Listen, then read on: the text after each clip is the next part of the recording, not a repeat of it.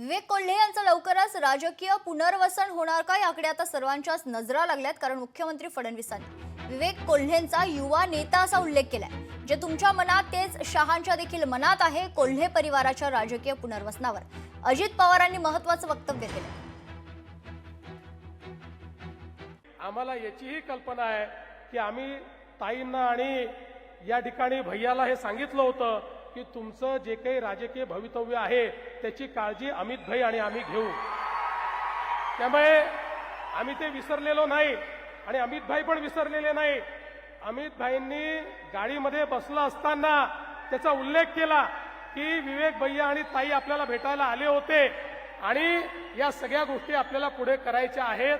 त्यामुळे त्याची काळजी करू नका, तुमचं सगळं राजकीय भविष्य उत्तम होईल।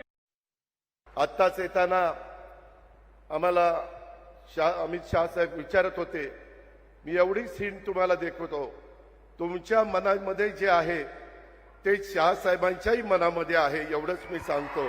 त्याच्यापेक्षा जास्त त्याबद्दल काही बोलत नाही। लोकशाही मराठी ऐका, पहा, जागरूक रहा।